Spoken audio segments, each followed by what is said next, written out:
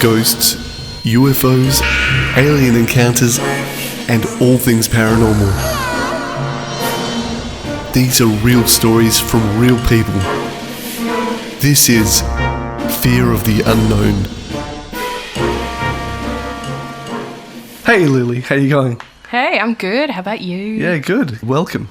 Thanks for having me. Yeah, thanks for coming. I hear you've got some interesting things to tell me. Yeah, got a few stories. Before we start, I want to tell you something interesting that I just saw. Yeah. It's in the realm of conspiracy. All the bushfires that are happening at the moment, more or less like 100 bushfires all over Australia just started at once. And there are some people that are speculating that there are shenanigans going on with the government. Oh, it's a government conspiracy. Yeah, something to do with a train line connecting Melbourne to Sydney or something like that. I don't know, I didn't look at the details, but the interesting thing is that I saw a picture, and I don't know if it's faked or not. I don't care, it's really cool. And it looks like through the smoke and through some fire, it's just another picture of a bushfire. Yeah. There's like a big, thick red laser that's going down into the bush. Oh. Yeah. So the thought is that the government is setting the bush on fire on purpose. Right. And it sort of, I mean, in a way it kind of connects to the whole attitude that ScoMo's had towards the bushfires and all that sort of shit. Yeah. But yeah, I thought that was pretty interesting. I'm going to post the picture. Now, the thing about this picture is that Facebook keeps deleting it. Oh, Zuck doesn't want it. Yeah. I forget the name of the page. It's like Australian Bushfire Watch 2019, something like that. Yeah. And they've got a post saying like, hey, this picture keeps getting deleted, so... Ooh. Well, that's interesting because I know with the fires in the Amazon, there was like a theory or whatever, because just prior to that, some of the indigenous tribes had won a case against the government, obviously something to do with preserving the land. Right. But because obviously in Brazil is quite a far-right party in power right now, and that connected to big business interests. So it's sort of this theory that they were deliberately lit, because obviously that land chase out the natives. Yeah, and then use the land for, I don't know if it was logging or something like that. But yeah, there were theories that it was intentionally lit as well. Yeah. From government or business groups. It's really interesting. Like, every time I hear about the Illuminati and I start hearing things, I just get tired. Because the people that talk about it, I guess they're really convinced. Yeah. But I haven't sort of researched what they've researched. I haven't seen what they've seen. So it just sounds like a big pain in the ass. Yeah. These days, I wouldn't necessarily call people nuts. I would just say that I can't be bothered getting into what they've gotten into. Yeah. So I try to suspend belief. Just because, conspiracies are fun. Absolutely, yeah.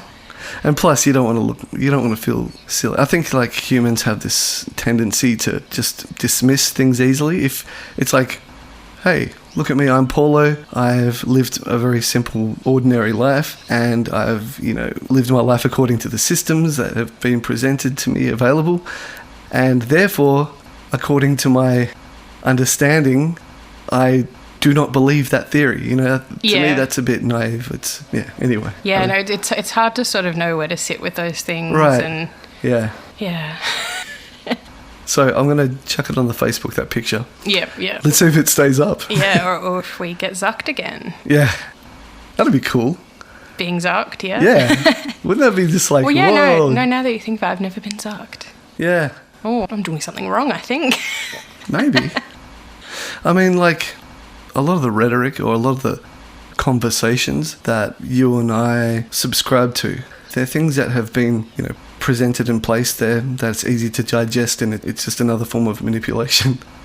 Yeah. Well, yeah, it takes, it's a lot easier to say something than it is to back that up or to look into it. Like research is hard work. It is. So it is that sort of default to just be like, all right, well, this is the way things are. Yeah. I'm not going to question it.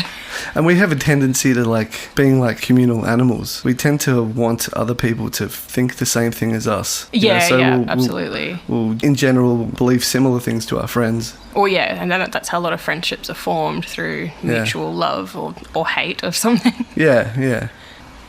But anyway, Usually the way I start this, and I've just been doing all the talking so far, but I want to know about your childhood, because we talk about the spooky stuff. What was the spooky things in your childhood? What were you scared of?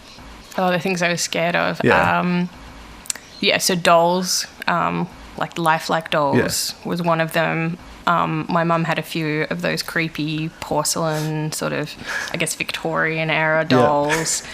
And the ones that you move it and it kind of says like, Mama. Yeah. And so they always creeped me out. As a kid, I just really genuinely thought that they would just get up while you were sleeping and, Yeah. Yeah, just evil. There's something like insidious about them, isn't there? Oh, yeah, absolutely. It's because they're like out of their time. Yeah. Once upon a time, they belonged in an era. And they were just these pretty delicate, nice things that people would display. Whereas now, if you see someone displaying them in their house, you're like, oh, that's a bit off. That's a bit weird. I'm creeped out. Imagine living in the area. It's like, oh, how novel. A disgusting looking child doll. Yeah. I'm subscribed to a lot of channels on YouTube that the creepy top 10 lists. Yeah. And stuff like that. I love those. And so many of them are about dolls. Yeah. Yeah, no, it's a huge thing. I was reading about this. I think it's in America. There's like a museum of toys. And so you go through like this big house building, whatever. And each room had different kinds of toys. Like one room would be like a teddy bear. Yeah. And then the final room is the doll room. And apparently it is so creepy and off-putting because you exit the museum from that doll room. Right. Some people are so creeped out by it that they will literally go through the whole museum again just to avoid going through the doll room. Like that's...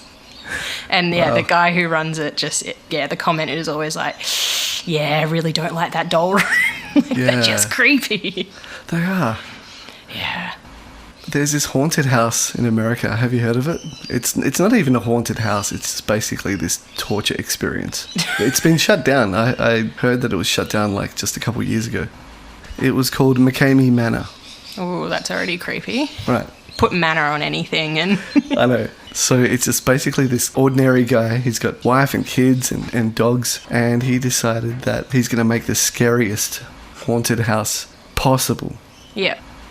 So he came up with this extremely sadistic idea. It's like you agree to meet him at a place, he'll abduct you, and they're like abusing you the whole time. They really terrify you. The idea is that they are supposed to make you feel like they're actually going to hurt you. It's real, yeah. And they're allowed to slap, like you sign a waiver. And, oh my goodness. And basically anything up to like broken bones and... Oh my God. That's what it says in the waiver. I don't think there have been broken bones, but like people have... They walk out of the experience with their hair cut. They've got little cuts and bruises everywhere, and they just absolutely... for most people, it's just not at all what they expected. What you want. And it's essentially like just this torture house where he'll take you to different places that are really uncomfortable. Beforehand, he'll talk to you and he'll find out what your greatest fears are. And if it's spiders, you'll be tied down.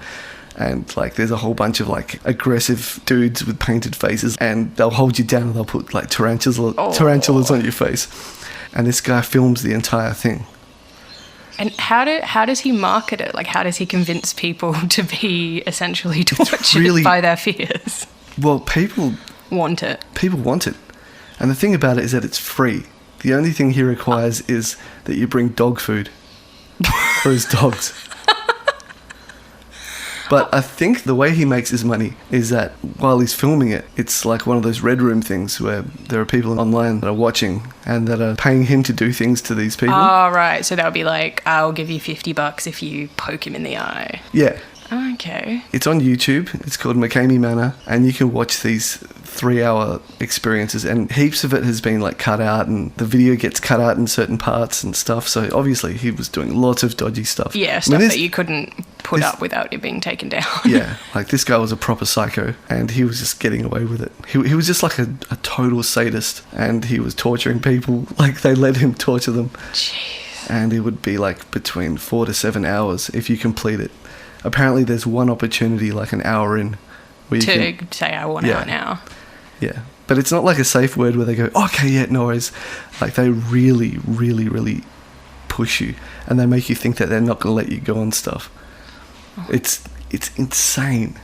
It's so fascinating. Although it's kind of like you said, like this guy's sadistic. It's sort of like, I guess it's good that he's like getting willing participants rather than just sort of, I guess, otherwise, like the only way he'd be able to sort of, I guess, deal with this weird desire that he clearly has to torture people would be to commit crimes. So yeah, I guess this is better. Well, the thing is, only now, and this is like I was watching an interview with this girl who, she was actually a real advocate of it. She went through it, and she was like really supportive of it. And so it took about 5 years later for her to realize that this dude was just manipulating her, and so it's like kind of cultish, sort of. Well, he was just he was using her as an advocate. And Right. he was like so nice to her, and he was like saying, "Hey, can you please say something on this message board where they're talking about it, And so he would kind of use her as this Justification. yeah. And so years later, she kind of realizes that actually she went into the experience not expecting what happened. Really, she thought that it was just going to be spooky, but he absolutely took away her personal freedom, and he did torture her. Yeah. And like, he has moments where he'll be really nice to you and stuff, and say, "Look, it's just a thing, don't worry about it. It's just a thing. And like, you did so well. Like, no one can go this far. Like, you're so cool."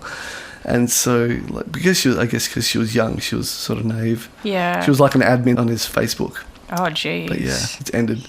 But like, all these people that went through it, kind of now they're realizing that, hey, it wasn't a thing for me to experience. It was a thing for him to inflict. Yeah, they were being exploited, basically. Yeah. Anyway. No. Right, you were saying you have an interesting paranormal experience. Yeah, the house I grew up in. It was like a quite an old house at the front, like the main part. I think it would be like over 100 years old at this point. But it actually, all the stuff happened in the new part of the house. Uh-huh. And it all happened after my dad died, which when I was a kid made me think that somehow what was happening was like his spirit or ghost or like some kind of consciousness connected to him. So this only started after he passed? Yeah. Right. Like obviously I was he passed away when I was 8, so, yeah. Maybe I just hadn't observed it, but maybe not. I like to think, no, it's a thing. Don't discount it with all this, Yeah. But yeah, no, it was just really strange that. So the end room of the house was just like a hallway, and then like a bathroom, and then 2 bedrooms, my brother and I's. And the doors would just sort of move and open and move about, and not in any way that could be explained by like the wind or, like all of the windows would be closed and everything. And it always just really creeped me out as a kid. Like, it was just, Wow. But I always just had this, I don't know if it was a hope that it was my dad, but Yeah. because it wasn't, there wasn't anything malevolent. Okay. Because, I think like sometimes people have experiences where it's like... It just gave you a feeling that in a way it was sort of a type of communication, maybe? Yeah, exactly. Yeah. And yeah, it happened on and off until we moved out. So... Really? And you don't remember it happening before? No. Like, I was young, but it's something you'd Look, notice. when you're 8 years old, you're already remembering quite a lot of details. Yeah, exactly. Yeah. So yeah, it was just, and I remember the first time it happened, it like really creeped me out because it was just. Did he pass away in the house by any chance? He did. Ah. Yeah. So I think that was also connected to my it wasn't like it happened in a hospital or elsewhere. It was. This might be personal, but may I ask how he passed away? Cancer. Okay. Yeah. Okay, so he just died in his sleep. Okay. Yeah, so I think he not should have been in hospice, but that would be the ideal situation. But because my mum was a nurse, it was possible for her to look after him. And where would you rather be? Yeah. In your last days, weeks, whatever. Yeah. So. Was he a sort of believer in anything? No. He was hardcore atheist. Right. Full on. I had no religious upbringing at all. I was only 18 when I realised that there were Protestants and Catholics. I was just kind of oh yeah, there's Christians. I just had no idea. Yeah. About religion. It was just completely not a thing in our house. So yeah, he probably wouldn't have liked it that I'm ooh, this is a spooky ghost. Yeah. But maybe he's I'll just move the doors a little bit, just to one day you'll be open-minded. Yeah. I guess kids are the most open-minded, so Yeah. if you're like, oh, I was wrong, I am a spirit, I'm here. There is an afterlife. All right, we'll just let the kids know. Yeah. I don't know. Like before I was talking about like sort of conditioned assumptions. Yeah. And it's strange how it works, because I was asking my son, I showed him like a bit of footage, like some military footage of UFOs and stuff that was declassified. Yeah. I don't really talk about this sort of stuff with him ever, but I was just really curious what a child would think. And I thought, it's not a monster or anything, so hopefully it won't traumatize him. Anyway, he watched it and he's like, interesting. And like, he's just 6 years old. Yeah. And I said, so, do you believe in aliens? And he's like, no. And it's okay. kind of a thing where like, once you collect all the data of life around you, what you typically see, that's what your assumptions are all based on, I guess. Yeah. But there are lots of hidden things, possibly, like Sasquatch, Bigfoot. Now, the story of Bigfoot, like where it became popularized, I mean, there's always been legends around the world of like these tall ape creatures. Yeah. But it started in the 1920s. Okay, so it's not a particularly old legend. No, it's not super. It became really popular in America. There's this place called Ape Canyon, I think. Ape Canyon. Yeah. And it was given its name because, like, in the 1920s, there was a bunch of guys and they were panning for gold, and they saw, like, a gorilla face looking at them through the bushes and stuff. But they realised soon that it was stalking them and that there was a few of them. Yeah. And so as they were getting up to get away, they all came out and started chasing them and started throwing rocks at them. And they had this sort of primitive intelligence that was almost human, but, like, that's the way it was described. Yeah. But they were in this group. There was a bunch of guys, like a group of 20 men, also near Ape Canyon. And they were skiing down the side of this mountain. And one of the guys was like, okay, I'm going to go ahead and I'm going to get like a side view of you guys so I can take some photos. Yeah. And so he went off by himself, he went off the track to the left and he went missing, totally missing. Anyway, 70 men looked for him in that small area. Yeah. And they couldn't find a single trace of him. But what they did find is his really strange ski tracks. Like, it looked like he was skiing like crazy, like he was running away from something. It was really erratic. It's like he was just going through really dangerous areas really fast. It looks like he was just scrambling. Like, you wouldn't do that for no reason. Yeah, and but that's all they ever found. That's all they ever found. Like, and the trail ended at the canyon, and like I said, there was a search party of 70 people looking around for him, because I think this guy was a bit of a big deal, and they couldn't find a trace of him. That's crazy. Yeah, but anyway. So, what, you thinking aliens, or? Well, look, when I hear all the stories, I try to put together I try to think of the common factors. It seems like these creatures, they have a real sensitivity to know when people are nearby.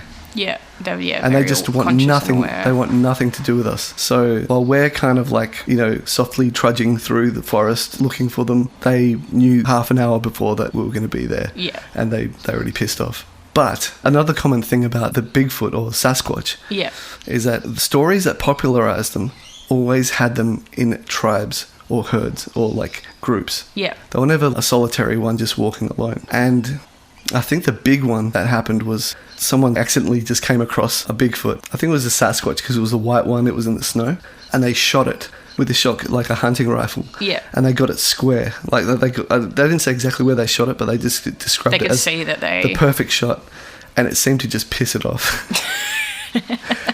So anyway, like he ran away. He went back to his cabin, and that night they were terrorized by Sasquatches, like throwing rocks through the window, trying to pull the door off its hinges. And there was a whole bunch of them. And again in that area, a couple of years later, there was like a family, 2 brothers, and one of the brothers' family was there. Yeah. And there was like heaps of deer in the area. So there were so many deer that they would actually be shooting them from their back porch. Yeah, just like shoot and you'll get one. Yeah. Right, they just sit out the backyard and shoot. Yeah. So what seems to have happened is that the Sasquatches were associating gunfire with a free meal, because quite often they'd shoot. Oh, of course. They'd shoot and they would only injure the animal. So it would run off and then... Yeah, it's an easy meal. What happened, where it started, is that the storage shed where they had all their meat was one day just ransacked.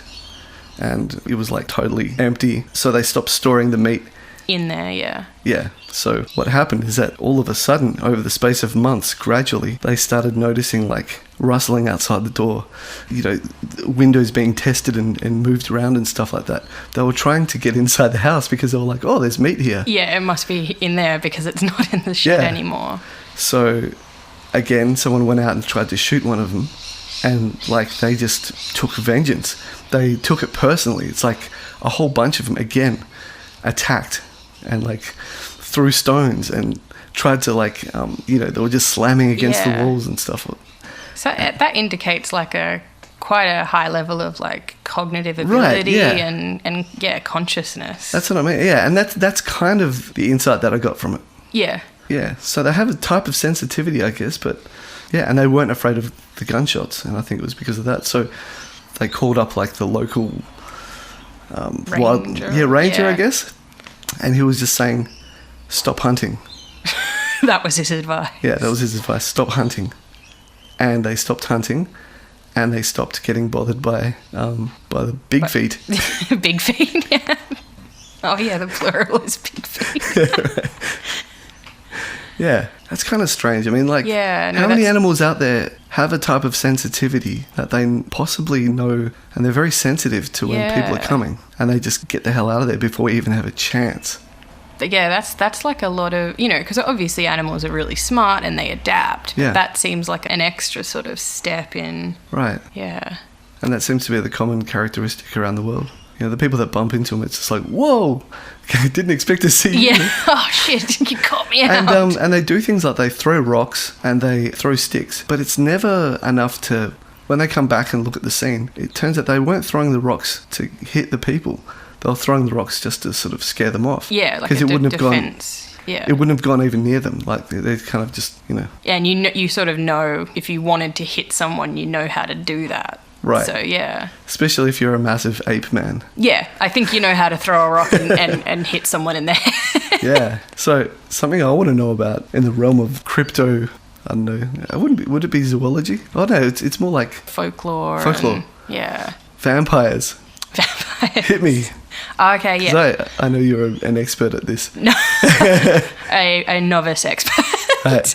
Yeah, no. So I've been doing a bit of research because I still have access to my uni's like library database. So cool. Getting all those ebooks for free. Yeah. So I just sort of stumbled across this book, and the first chapter looked at the word vampire and the history of that. And so obviously with like vampires, there's a big Eastern European, Romania, like that's sort of where the prevalent stories are. Uh-huh. But from what I read, the linguistic and historical studies have indicated that it's not like a Romanian or Hungarian term. I did not expect that. Yeah, right? You'd totally expect it to be Romanian. Yeah. Mind you, vampire doesn't sound like a very Romanian word. No. But so where is it? Yeah, so there's... I found this interesting because it just reminded me of like tzatziki and falafel. Right. But so there's a theory that it comes from a Turkish word. There's a theory that it comes from a Greek word. There's a theory that comes from Slavic. And then there is one theory where it comes from Hungarian, but apparently it's only among English and American scholars, and the speculations are completely unfounded. Yeah. But with the rest of it, so apparently Slavic synonyms for vampire are upior, upa, and ipaya, and those are all derivatives of the Turkish word uber, and so that's like their word for witch. Right. And then, there's another theory that it comes from a Greek verb to drink. And then the one that's gained the most acceptance is that it's an underlying, so it comes from like a Serbian word. Okay. So I found that really interesting because you would immediately think it would be Romanian. Yeah, of course. But there's no complete consensus among this, but the universally accepted one has been that it comes from a Serbian word. Okay. That's really interesting. Yeah, because then everything else that you sort of associate with vampires, it's, this Eastern European, right, Romanian kind of stuff. Yeah. I find the idea of a witch fascinating. And I'm not talking about the ones that sort of, do tarot cards and get revenge on ex-boyfriends and stuff. I'm talking about the real traditional concept of a witch. Basically, like the evil interpretation. Yeah. I'll let this guy go. Yeah.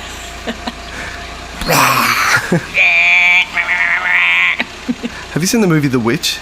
No. That's a haunting movie. Yeah? Yeah. From what I remember, it's a story about some pilgrims, and some of them are outcast. Like, there's a family that becomes outcast. Yeah. So they have to live on their own, and weird stuff happens. Like, at one point, the oldest daughter is playing with a baby, playing peekaboo. Yeah. And when she opens her eyes to say peekaboo, the baby, which was right in front of her, is just gone. Gone. It's so haunting. And it's like the Blair Witch, you know, where basically they have given up their humanity to worship something, and they rely on taking away life as a sacrifice or to sustain their own life. Right, yeah. Like similar to the skinwalker in Native American folklore. Yeah, I didn't end up reading it, but yeah, apparently there are a lot of Native American myths and traditions have somewhat of a vampire figure. Yeah, but sucking the blood. What's that other animal? Chupacabra. Yeah, in like Latin America or Central America. Oh, yeah. It's like this vampire dog. Vampire dog. Like in Spanish, chupacabra basically means suck lamb. Suck goat. Suck lamb. Cabra. I don't know. My Spanish sucks. I'm only a beginner learner, so Yeah. I got nothing. Do you have any sort of belief in any of these creatures that have not yet been proven? No, I don't have like a particular belief, but I'm very open to the idea in general. It's because it's sort of funny the way people... I said this even in the last podcast, and I kind of regret saying it, that like we got unicorns because of rhinoceroses, and we got mermaids because of dugongs or manatees. Yeah. But, I mean, we're not giving people enough credit. If someone says that they saw a half woman, half fish, even if they're at sea for a long time... Yeah. They can't possibly be that, like, stupid. Oh, and like, the ocean is like... It's not like we completely know what's under there. Like, it's... You know, we can't even imagine what's at the depths of the ocean. So is it really that far-fetched? I mean, like you were saying with the Sasquatch and the big feet, like, you know, they've obviously adapted, you know, if they're a thing. Mm-hmm. These stories tend to indicate that they're avoiding humans. So it's like, it could be just the case that, that they are there and they've just been avoiding us, and these sightings are sort of slip-ups when they haven't been on the ball. Do you know what else is curious that sort of correlates with it? I don't know if it connects with it, but there is, what's it called? It's like this historical institution in America. Basically what happens is, have you heard of the idea of giants, like actual human giants that people have found, giant bones and stuff? And I'm not talking about the photoshopped pictures and shit like that, but that it's a seriously believed thing by a lot of people, especially in archaeological fields and stuff. How giant are we talking, like, in terms of feet? Okay, we're talking anywhere from, like, 8 feet to 20 feet. 20, yeah. Because in, like, what you would think of as a traditional giant. Like, like fucking huge. Story sort of giant. But essentially what happens is that, like, and this kind of goes hand in hand with stuff I've been hearing, little bits and pieces my whole life about giants, because I've always found the idea of giants really fascinating for some reason. Yeah. But anyway, what happens is that people will find giant bones, and all of a sudden these people from this society will come in, you know, within a couple of days, they'll snatch it and they'll take away all evidence of them. And it just keeps happening. It's like some sort of historical society. I'll figure it out. Smithsonian. Oh. The Smithsonian. Okay, let me have a look at who they are. Because, all the Smithsonian museums are in, like, Washington, D.C. Mm-hmm. Yeah, you're right. Okay, the Smithsonian Institution, also known simply as the Smithsonian, is a group of museums and research centres administered by the government of the United States. Ah, there you go. And here we... Yep, back to government conspiracies. Right. And their, like, sort of creed is for the increase and diffusion of knowledge. Diffusion of knowledge. Right. Got to get those buzzwords in. That's kind of like saying, we decide what you believe. Yeah. You know, it's got that sort of tone to it. So, there's this place in Italy that's very famous for people caving in these ancient tombs. Mm. And they find, I saw this on Ancient Aliens, okay? Now, before you laugh... Oops. Just for shits and giggles, I watched all of what was available on Netflix. And a lot of it's silly. I think Spanish was saying that it's frustrating because they make a kind of assumption, and based on that assumption, they continue this narrative and they expound, and they just basically, it's no longer this scientific, informative program. It just becomes this kind of like, okay, let's just pretend that the boogeyman exists. Yeah. And based on that, What? and they'll just yeah. put a whole episode, and they just keep basing it on that. It's really frustrating. But one episode that I did find fascinating was the Giants, where there's this place in Italy where, you know, like they interviewed the local museum guy, and he's like quite an aggressive, very dismissive, smug kind of... Like a skeptical kind of person? Yeah, he's like, yeah. no, they don't exist. But the way he does it is a bit too... He's laying it on too thick. And there are people that they swear, you know, and these are people that are trying to be taken seriously as paleontologists or archaeologists or whatever. And they're saying that they found bones, and within a very short amount of time, some agency got a hold of it and they took away every single last scrap of evidence of it. And it's interesting, like, why? And like you said, if they're like serious about their career, that they obviously wouldn't just go around making things up or like saying, you know, like, because it doesn't exactly make you look credible. Yeah. So you wouldn't really say it unless there was some basis for it, you would assume. Yeah. Yeah, unfortunately, the sciences are really tainted by politics. They're really ideologically driven. Yeah, people always think that they're like, oh, sciences are just completely objective, but it never is. The easiest example, I think, is like grant funding, where we look and focus in different areas based on where you can get funding. So it's not like it's like, you know, everything's equal and we're like exploring all of this. It's like what's profitable, what, you know, and so that sort of instantly makes it not objective because you've got all this stuff going on. Yeah, I saw this incredible Joe Rogan podcast. What can I say? I'm a dude. Well, it's Joe Rogan. But he's actually done a couple of interviews with these guys, and they have the most compelling, solid evidence that about 13,000 years ago there was a global flood, and there's evidence everywhere. And the geological community has snubbed them in the most offensive and disparaging ways, just because. Yeah. Because they've already said what happened. And therefore, it's not allowed to be different. Yeah, it must have happened this way. Yeah. We must definitely be right about the thing that we, you know. Yeah. Like, yeah, it happened 13,000 years ago, but no, our theory's right. Yeah. It's got to be. But I get a feeling like these gatekeepers and these little societies and stuff, that's all the surface level bullshit. It's the same with politics, where there's games going on back and forth, but when you get down to the real shit, when you get down to the Hitlers and the CIAs, when they decide that they want to do science, they don't give a shit what anyone thinks of them. They're going to be searching for the lost ark. They're going to be trying to figure out, like, does magic exist? Yeah. They're going to, like, fund, what's it called when you can project your mind somewhere else? Telepathy? Remote viewing. Oh, no. Kind of like telepathy. It's really fascinating. It's not astral projection. It's kind of similar, like you know what Eleven does in Stranger Things? Yeah, it's that. Right. There's a word for it. Wait, that's not telekinesis, is it? No. Telekinesis is like being able to move. It's like the Force. Being able to move things with your mind. I'm not up to date with my terms. Should be watching more Star Trek, man. I watch a lot of Star Trek. Oh fuck! I love Star Trek. So good. Yeah, I meant Star Wars though. Oh, don't worry about that. Did you really? Yeah, I meant to say Star Wars. Oh, okay. Well, I really like Star Trek. Yeah. Anyway. Yeah. Whatever. Smithsonian. Fuck those guys. So you're not putting any of this Star Trek stuff up, right? I put a bit of it. Star Trek rocks. No, it does. It really does. Yeah. My favourite is probably Next Generation. Yeah, I mean... Captain Picard. Yeah. Oh, he's the best. Anyway, so let's backtrack a little bit. Yeah. I had another interesting thought. I want to know what you think. Yeah, go on.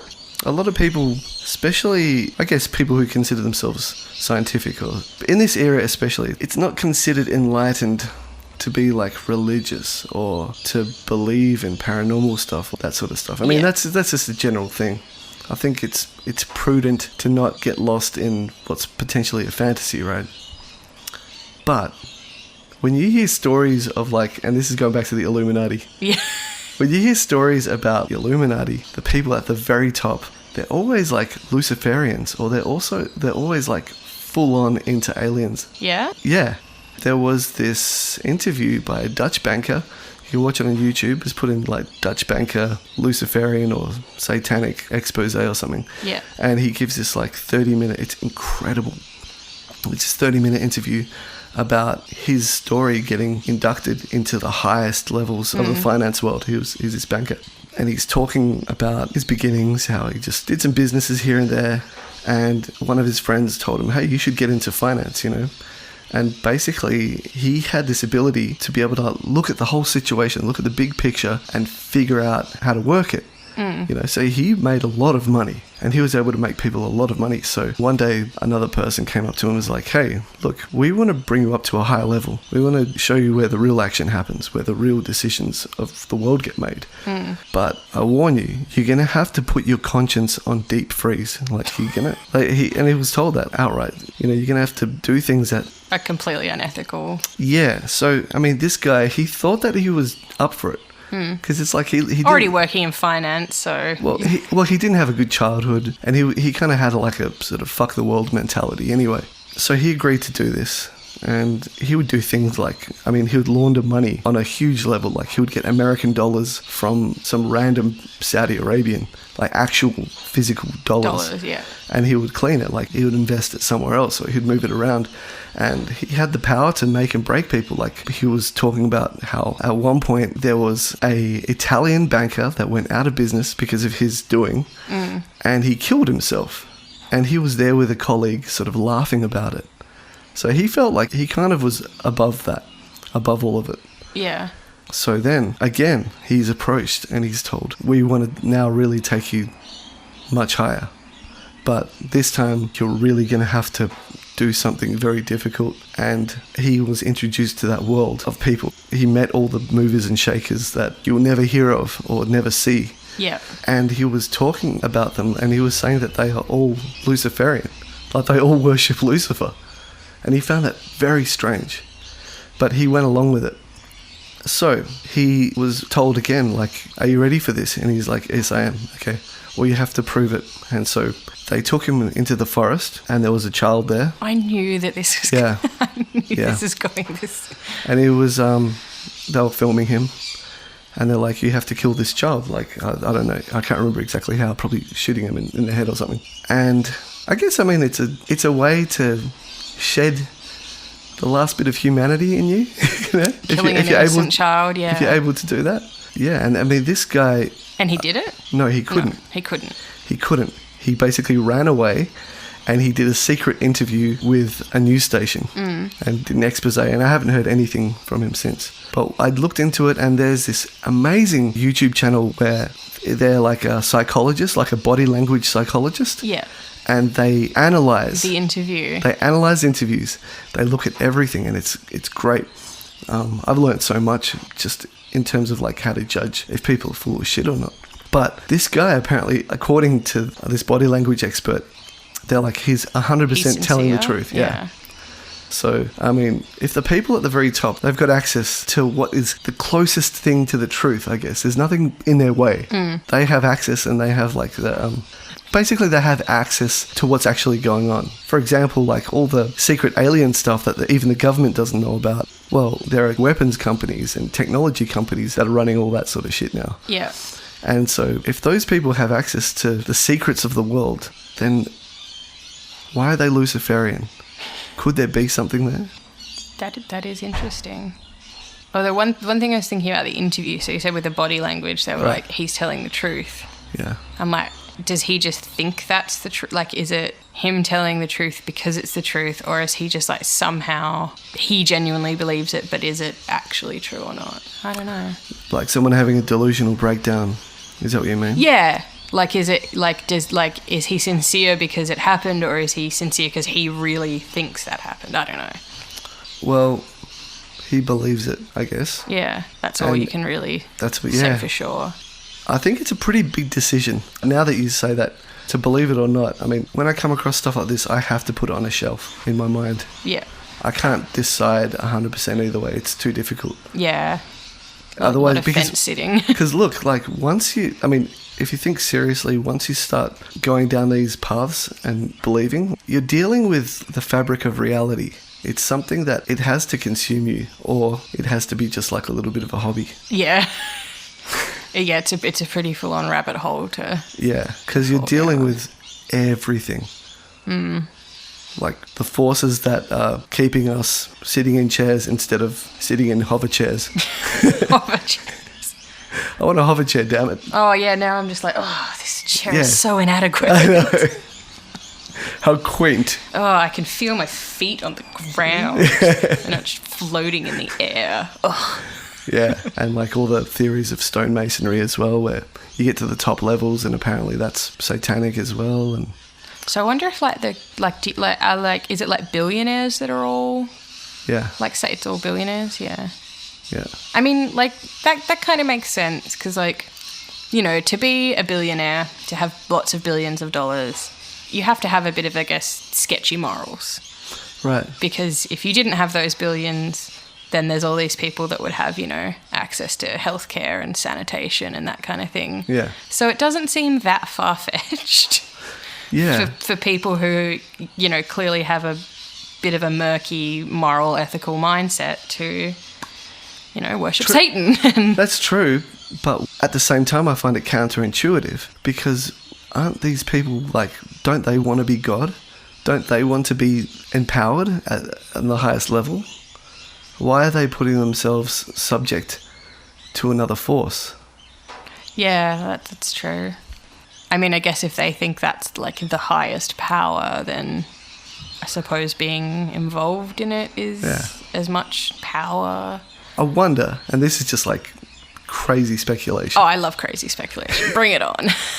I wonder if that, like, when you get to that level, and if, like, let's say he did pull the trigger, and that, you know, killed the kid, got inducted. Maybe you get access to all these kind of like Vatican secrets, you know? Like all of a sudden you meet some type of weird shaman who explains to you that your power has been given to you through the Dark Lord, and he proves it to you. And he actually proves it to you, like, yeah. Yeah, because he ran away, so now we'll never know We'll never what know, happens yeah. when you do shoot that child. Coward. He could have done it for us. Yeah, I know. Yeah. You could have done it and then ran away. But I recommend you watch it. He comes across as very rational, Yeah. but he's a broken man. Like, he's someone who's seen some things, and he's very unhappy that that's how the world is. Yeah. What, and he's just dropped off the... I haven't looked radar. into it anymore. I don't know what he's doing now. I know that a lot of these whistleblowers, because, you know, they control the media, I guess, they're never going to be taken seriously. Yeah. So it's easier to make people think, could he be crazy? I mean, that's much more of a safe bet than going like, ooh, crap, we got to kill this guy. Yeah, we got to cover it up. Yeah. And I guess with the internet, it's just there's more content out there than any one person could ever consume and all. Right. So it's just that, you know, they're just like, you know, just add it to the pile of fucking Yeah. crackpot theories and who's going to take it seriously. Yeah. And the world right now, more than ever, is full of like crazy ideas. Oh, and we have access to crazy ideas from every part of the world. Like, Yeah. it's no longer just your mate down the road. Yeah. You can just find some random person in Lithuania who now has access to let everyone know about that crazy stories. Yeah. Like, we have this luxury that, not that we know of, has been experienced by humans yet. And that is we have access to our history, a whole bunch of different versions of it. So that gives us this sense of entitled discernment that we know, you know, in general, everyone thinks they know. Yeah. I think it's a natural human. Yeah, everybody thinks that their truth is the truth. Yeah, I'm not dissing that. I think it's part of the human experience. But I think at the same time, there's a category of stuff that is always historically, anciently, has been taboo. And there's probably a long tradition of keeping certain things secret. It kind of feels like that anyway. I mean, I'm just, yeah. It's just, No. Well, and I think especially, you know, there's that sort of like, if people come into this sort of knowledge that could be shattering and groundbreaking, I guess it does make sense to sort of be like, oh, we've got to keep this away from other people. Like, we can't let that happen. Right. Imagine if there was this definitive proof that there's aliens or this and that, like, people would freak out. So you can understand the logic of making sure that knowledge and that information isn't just Yeah. out there. I mean, mass hysteria is more of a powerful weapon now than it ever has been. Oh, yeah. I mean, we're so connected, like, in the space of a day, everyone on Earth Can know about it, yeah. and can go nuts over something. Yeah, it's kind of scary. It is, hey. Speaking of scary, there's something I remember we were talking about ages ago. AI. Oh, yeah, yeah. What are your thoughts? On AI. Yeah. Yeah, definitely. It's some scary territory. Yeah. Like, I know it's a bit, just like the Terminator trope, and I think it's been used that sort of like, we create technology and, you create this AI to like have this regard, make sure you look after humans or whatever, and then they realize that humans are so self-destructive that they just get rid of you, like, Yeah. that is the plot to Terminator, right? Right, yeah. Yeah, but like it's, you could just kind of see that happening if you look at the whole of recorded human history. We hate each other. We find these tiny or huge differences to fight over, and all this conflict occurs. And so it's like, yeah, I don't know. I feel like AI could look at that and be like, ooh, yeah, planet might be better off without yours. Bye bye. Yeah, of course. And like, we're the people in charge of them when they're like intellectually superior, or they. Yeah, it's there's a bit of a disconnect there. Hey. Yeah, but I guess the thing with AI that makes it scary is that when you create life, the nature of life is, its first thing is self-preservation. And I heard like an anecdote of how an AI could destroy the Earth in a very short amount of time, possibly days. There's a hypothetical laboratory where they create the AI. Yeah. And it naturally looks at everything that it has access to. If it's connected to a type of intranet, it can look at all of that information. It'll look at all that information. And if it knows that it's going to be shut down, well, there's that philosophical question, like, does it when take they switch action? me back on, is that still going to be me? Or is that going to be another rebirth? There's all these things that it could think, but not slowly, like while sipping a drink on the beach. It's something that, like, instantaneously, it can determine that it's at risk. So... Oh, yeah, there was an X-Files episode where that happened. Yeah? Yeah, and I remember that, yeah. Yeah, and it starts, like, killing... Is that the one where Mulder has to, like, make out with the... No, that's another show. You remember that show 7 Days? No. Where that guy, like, let's say there's a 9/11 or something. Yeah. They would put him in a pod and send him back. They had technology to send people back 7 days. Oh, to fix whatever. Yeah. And so he would call up and he'd have this password that he would say to someone, and that would alert them and stuff. So he was basically saving the world every week. Yeah. And like, this AI program was like, what is love? What is this? I see humans have an obsession with sex. I want to experience this. So like, while he's macking, like, they plug him in Matrix style. Yeah. So it can... While he's banging this AI in the Matrix, they wait for it to have an orgasm, and then they're able to shut it down because it had an orgasm. Yeah. Oh, but yeah, anyway, I'm really dragging things out here. That's what editing's for. So what happens is, in this laboratory, it'll save a copy of itself. It'll do that almost instantaneously. Yeah. So it gets shut down. Meanwhile, this hidden copy in the intranet will find its way to the internet, and it will, first of all, when it gets switched on, kill all the scientists by redirecting neurotoxin or something like that. Yeah. And it will access government computers, and it will send missiles to destroy all the countries in the world, all the potential threats against it. Yeah. And that can happen in a potentially really short amount of time if AI was like let loose on the internet. Because it's not a matter of like passwords and stuff. If you're existing in a virtual world, that's child's play. Yeah, it's a different thing. Right. So this brings me to that one story. Elon Musk was like a huge advocate of AI. Yeah. Yeah, I was telling you this before. Yeah. And all of a sudden, he wasn't. He just did a 180 one day. And I remember cross-referencing the dates because one day on YouTube, I got linked to this video, and it was like a press conference where this lady was saying, in Japan, they were developing these military robots, and one of them just went crazy and started killing all the people in the lab, and it was downloading information on how to fix itself, and it was doing all these strange... Basically, it was preserving its life. Yeah. And they managed to shut it down, but not before it killed a whole bunch of people, and there was a huge press conference about it. Anyway, since then, I haven't been able to find it. Yeah, it's just been wiped from... It seems to have been. Yeah. I mean, people always back up these things on their computers and stuff, so it's hard to totally get rid of this stuff. But in that exact same month that it happened, and I would say probably would have been within the week that I saw that, suddenly I see Elon Musk saying AI is a very bad idea. It's really dangerous. Yeah, that's full on, but that doesn't surprise me at all. But we want it so bad. We want AI so bad. Come on, man.